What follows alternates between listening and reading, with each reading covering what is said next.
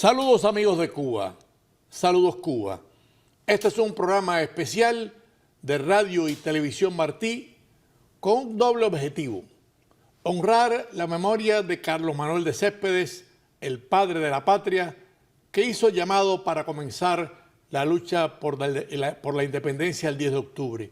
Pero también con un doble objetivo, con un segundo objetivo, porque se preocupó de darle un soporte moral y jurídico a la guerra de independencia con la Constitución de Guaymaro, en donde se consagraba la libertad como objetivo fundamental de la independencia. Mi nombre es Alberto Müller y me acompaña en este recorrido investigativo sobre el Grito de Yara el politólogo Julio Schilling. Encantado, Alberto, de estar contigo. Vamos a ver un material gráfico.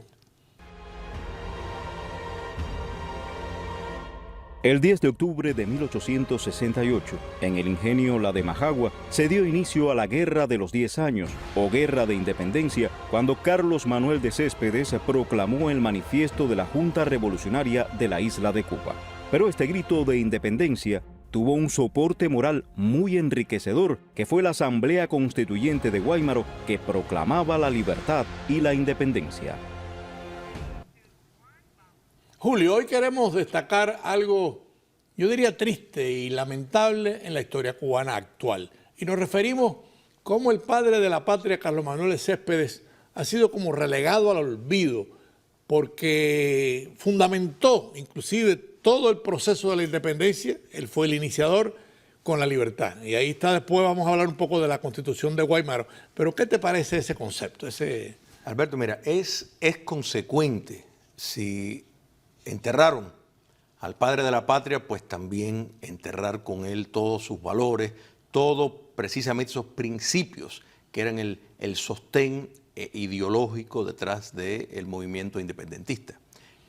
Es fundamental entender cuando miramos no solo la Constitución de Guaymaro, el manifiesto del 10 de octubre, todo estaba sustentado con una serie de valores que colocaba a la libertad en el primer lugar. Y eso es algo que continuó incluso con las otras constituciones en armas, incluso con las dos constituciones de la República. Yo diría que esto es admirable porque inclusive se convierte en un contrapeso, se convierte, cuando analizamos después todo el desarrollo lamentable de una revolución comunista y totalitaria que se ha preocupado desde el primer día en enterrar la libertad, en perseguir a los compatriotas, en abrir las prisiones para llenarlas por cubanos que discrepaban de ellos. Uno se da cuenta de la importancia de este concepto que estamos analizando y que Carlos Manuel de Céspedes lo vio con una visión, yo diría, adelantada.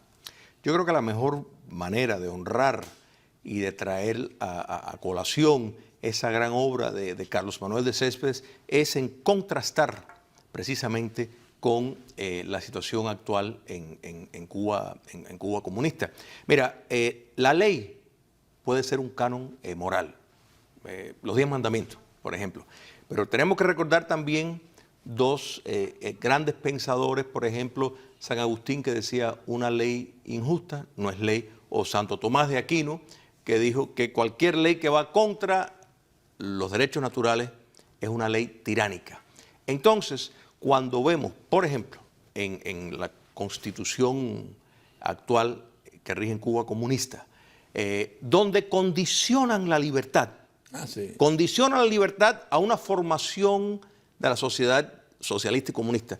Imagínate qué clase de vulgaridad, porque contrastamos toda nuestra historia partiendo desde la Constitución de Guaymaro, que ocupó la libertad fin y medio, era lo más importante en esa documentación, respetar la libertad de los ciudadanos. Qué bueno que tú hayas mencionado, ya que me encanta hacer el programa contigo porque se puede coloquiar, y claro, para eso hay que conocer un poco de historia. Pero qué interesante que tú hayas mencionado, porque está después la Constitución de los Mangos de Baraguá. Correcto. Que es una constitución increíblemente preciosa, porque es una constitución del gran peleador, del gran combatiente Antonio Maceo, y hace una constitución de 5 artículos. Y en esos 5 artículos condiciona la independencia a la libertad y que cualquier diálogo por la independencia cubana tiene que estar caminado por ese trillo. Después viene la de Jimaguayú, en fin, todas las constituciones cubanas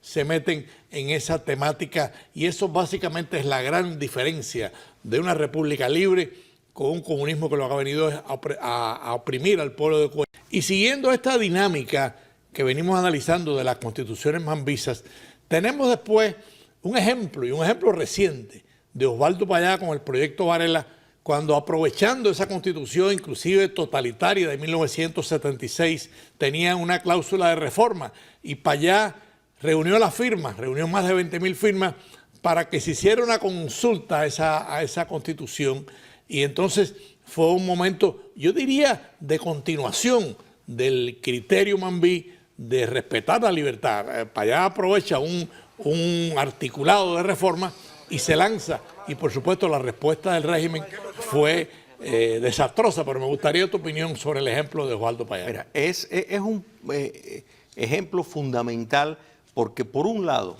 tenemos las constituciones en armas, las constituciones de la República en todo momento poniendo como fundamental y en el centro de la mesa la libertad y a partir de ahí parte el pluralismo, a partir de ahí se está conformando, formulando los mecanismos de Estado para respetar esa libertad. En cambio, la legalidad comunista, sea la ley fundamental de 1959, la Constitución del 76 y la actual, absolutamente todas. Y el ejemplo de lo que hizo Osvaldo Payá con el proyecto Varela fue encontrar una fisura en esa legalidad. Y él dijo, bueno, vamos por aquí.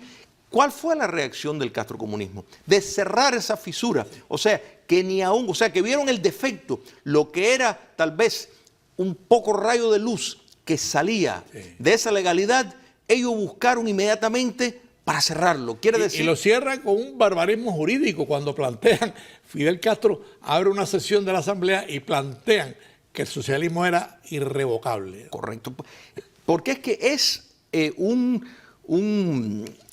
colosal de ley positiva que dice que tú no eres libre hasta que seas comunista, que tú no eres libre hasta que establezca el socialismo. Entonces, a partir de ahí, pues hay que coartar todas las libertades que vayan a interferir con eso. Es realmente una monstruosidad, es una ley tiránica, como bien dijo Santo Tomás de Aquino. Pero qué interesante que el proyecto Varela, y yo diría toda la oposición cubana en estos 60 años, o la gran mayoría, se ha fundamentado en la libertad, ha salido a defender la libertad. O sea, que toda la lucha contra el castrismo y contra el comunismo cubano se fundamenta en el ejemplo de los mambís.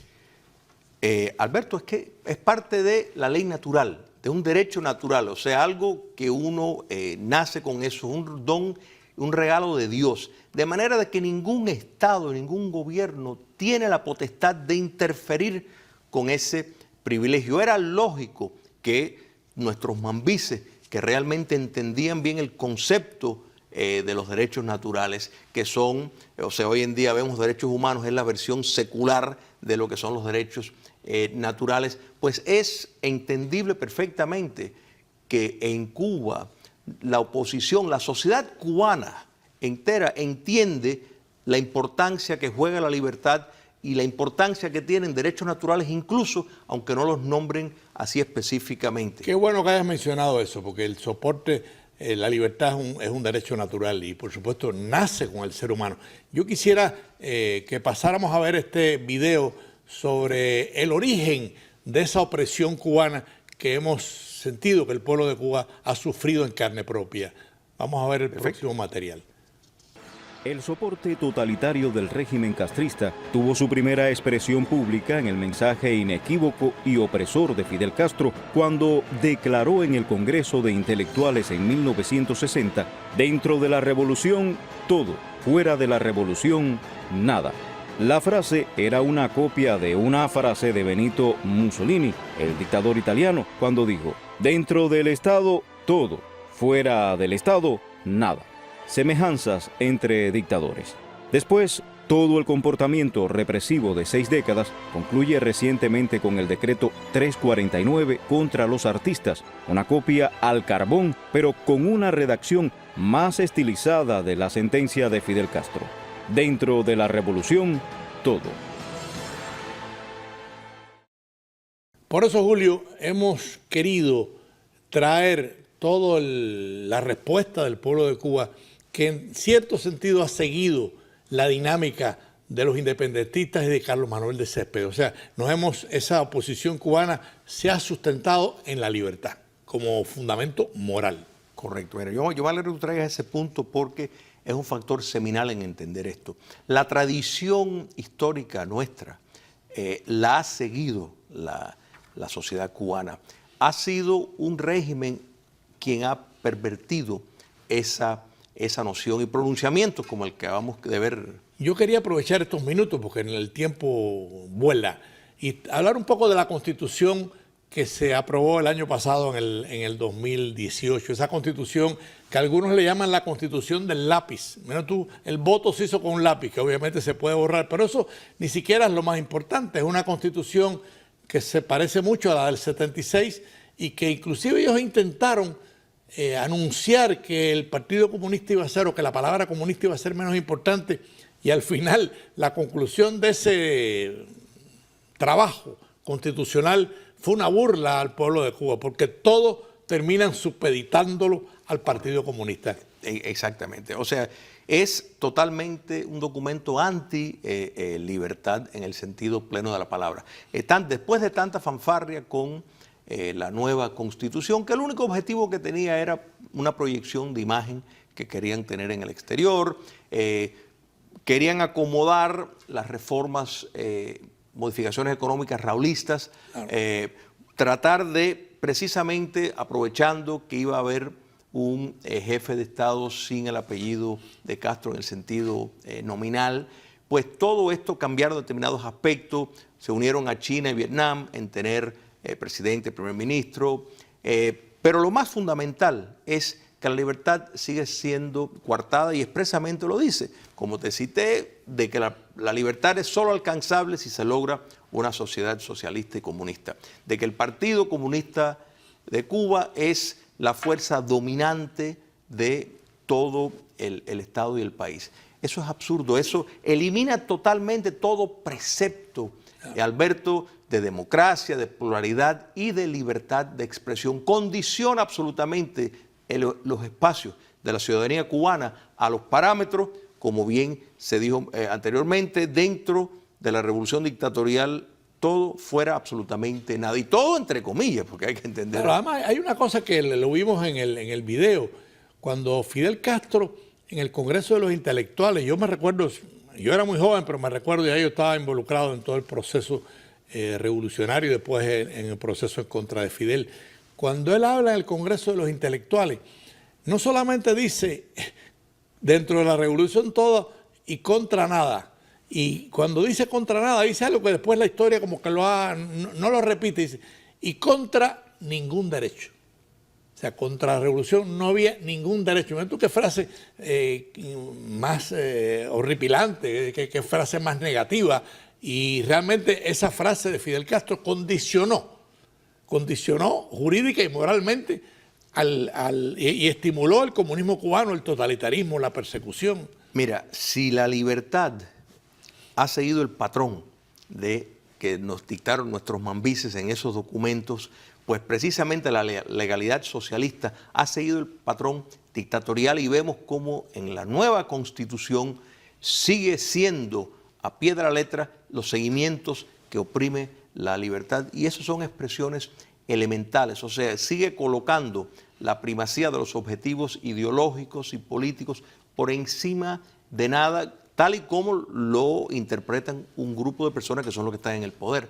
Entonces, formulan un sistema completo basado en el criterio de un grupo de personas para imponer a todos los otros, y con el uso de la fuerza y la violencia, el monopolio de la violencia, para precisamente reforzar esa legalidad. Sin embargo, a pesar de que hicieron un esfuerzo, y tú lo mencionaste con mucha claridad, de tratar de legalizar todos los cambios económicos a los Raúl Castro, estamos viendo ahora en la realidad cubana cómo la crisis se les va por encima, no tienen mecanismos jurídicos para poder neutralizar la crisis ni resolverla.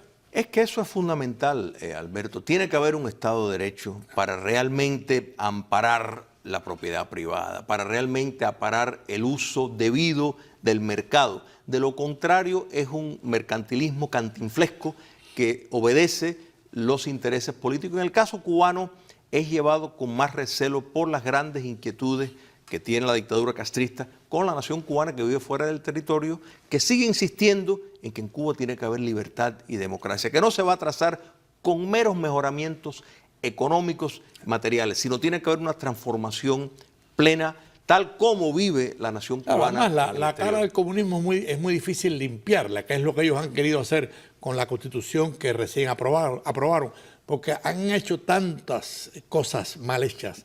O sea, han reprimido de tal forma, han torturado de tal forma, han fusilado. Hay más en los testimonios de los archivos Cuba y del Instituto de la Memoria Histórica, hay más de 3.000 cubanos fusilados en todo un proceso. Decíamos que el fusilamiento de los estudiantes de medicina era algo inconcebible, y hemos visto cómo este régimen, precisamente porque no cree en la libertad y la pisotea, ha hecho lo que ha hecho en este mundo de quitarle la vida a compatriotas. Mira, Alberto, los crímenes de lesa humanidad y el terrorismo de Estado han sido y siguen siendo instrumentos del poder político en Cuba para mantenerse en él. Entonces, conforman una legalidad para precisamente racionalizar y justificar ese desorden y ese modo totalmente tiránico de gobernar. Por eso es que cuando miramos la ley puede ser, de nuevo, partir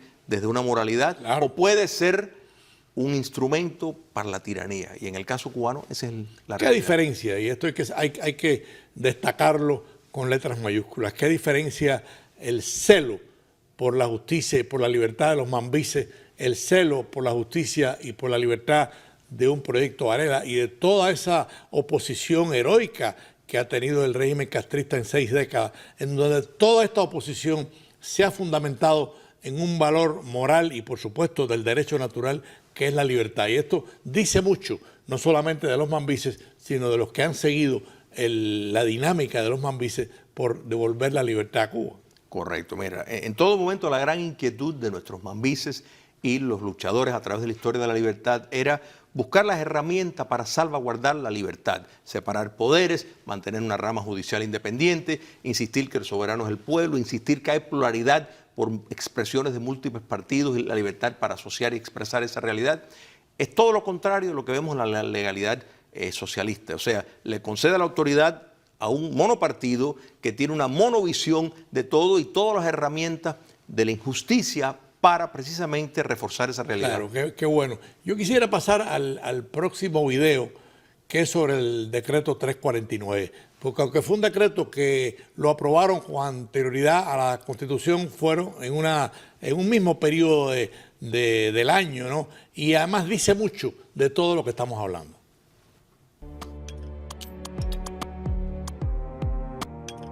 Desde hace mucho tiempo hemos estado de espaldas o marginados de un sistema legal que nos represente. Este nuevo decreto, el 349, que se pondrá en vigor en el próximo diciembre, criminaliza el arte cubano. Todo tipo de expresión artística que se haga desde los espacios independientes, pero también desde aquellos lugares que no estén de acuerdo con la ideología del país. Y eso es algo sumamente peligroso. Cuando un gobierno se abroga el derecho de decir qué es lo que se produce en materia cultural a todos los niveles, desde ese momento la sociedad está perdida. Desde ese momento la sociedad deja de tener futuro. Te dijo a ti que tú tienes que ponerme un numerito, ni una ley, ni absolutamente nothing. Amigos de Cuba, estamos concluyendo este programa y yo he querido, Julio, dejar este decreto para el final, porque es como yo diría un poco el puntillazo, la conclusión, porque si la Constitución de por sí fue todo una producción no solamente errónea, sino injusta con el pueblo de Cuba, este decreto pone en evidencia toda la ferocidad de un comunismo que ni siquiera quiere permitir al cubano el arte creativo, la iniciativa creativa. Esto es el decreto 349. Me gustaría que hablaras un poco del... Mira, me alegro que lo hayas incluido porque esto es el anteponer lo que pasó y lo que dio, la fisura que dejó abierta y que la aprovechó el proyecto Varela. Aquí estamos viendo como que ellos quieren cerrar ya de antemano cualquier posibilidad de expresión que vaya contraria al oficialista. Por eso es que lo ponen. O sea que por un lado están en la movida hacia la imagen que hay liberalizaciones, pero que ellos quieren estar claros porque le temen al arte, le temen a esa lucha cultural. Entonces, pues, para evitar los problemas que ellos tuvieron con el espacio que tenía, que cerraron cuando aplastaron el proyecto Varela, pues entonces ya de entrada tienen este decreto con el fin de no dar ninguna posibilidad de que se pueda pensar o expresar en el arte de una forma diferente. Es un temor extraordinario. Pero fíjate, no solamente es un temor, yo coincido 100% contigo, es una intención de aplastar. Totalmente. Es una intención de que el ser humano no tenga la menor posibilidad de decir, bueno, yo quiero cantar esta canción que acabo de hacer, o quiero hacer esta obra de teatro y la quiero poner en mi casa. No te lo permiten. Es el uso de la legalidad para reprimir, para censurar y para elevar el control social sobre la población. Eso es lo que es. Esto es de nuevo, es el uso de la ley de una forma inmoral. Claro, yo diría que este decreto es casi la expresión viva de lo que es el estalinismo, de lo que fue el estalinismo en Rusia, que fue el esquema que imitó Fidel y Raúl Castro y que ha imitado y que todavía lo están imitando, ¿no? Exacto, que permanece aún. Eso es muy importante señalar porque las expectativas que podía haber tenido cualquiera, que esta Constitución del 2018 iba de alguna manera a representar un leve señal de amanecer, pues es un espejismo total. Yo quería aprovechar y cerrar con un video y con esto vamos a concluir sobre el Partido Comunista, porque lo refleja todo y por supuesto es un tema que hay que recalcar y hay que volver a insistir para que el pueblo de Cuba entienda que en Cuba todo lo que han hecho estos señores de una dictadura durante 60 años ha sido imponer y reprimir. El Partido Comunista sigue por encima de la Constitución. Cuba no es un país soberano, no hay división de poderes.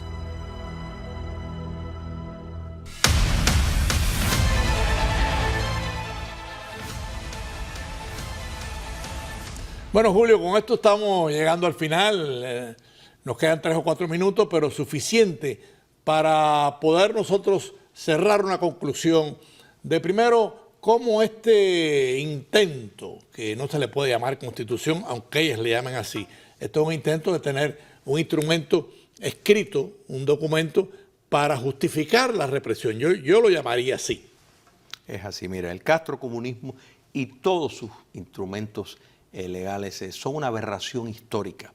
Yo creo que la referencia constante a Carlos Manuel de Céspedes, a José Martí, al padre Varela, a toda esa gran documentación que se forjó en la Manigua y después en la República, refleja el respeto absoluto y la consideración de que la libertad es lo más importante dentro de un marco de los derechos naturales.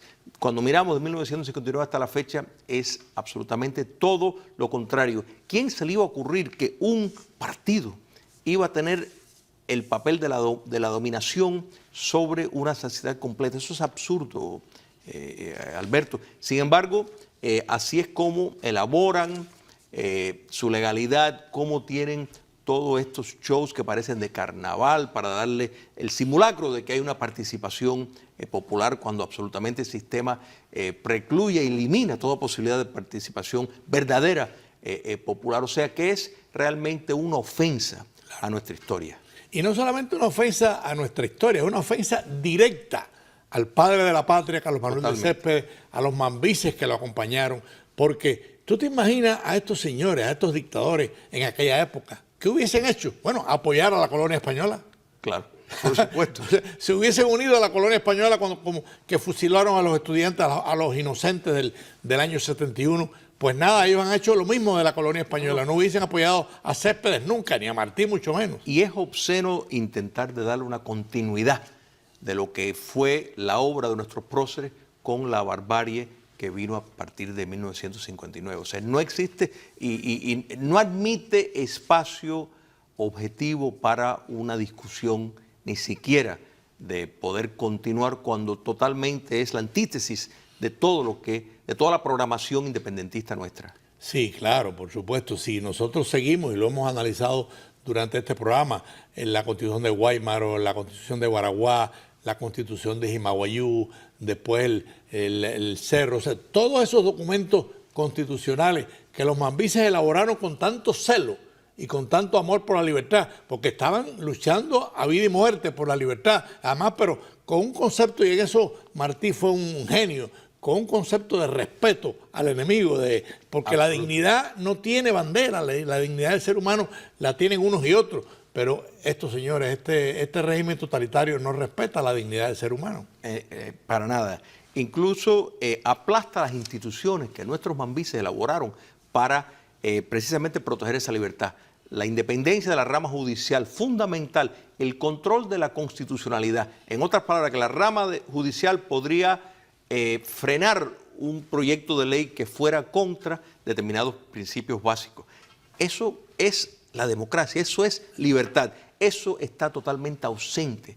Eso es lo que hemos intentado en este programa. Amigos de Cuba, amigos Cuba, ojalá hayamos sido capaces, mi amigo el politólogo Julio Schilling y el que les habla Alberto Müller. Esta ha sido una programación especial de Radio y TV Martí. Repito, para honrar al padre de la patria, para honrar a los mambises y por supuesto para honrar a todo cubano que haya luchado por la libertad. Así es. Gracias a Julio Schilling. Un placer, Alberto.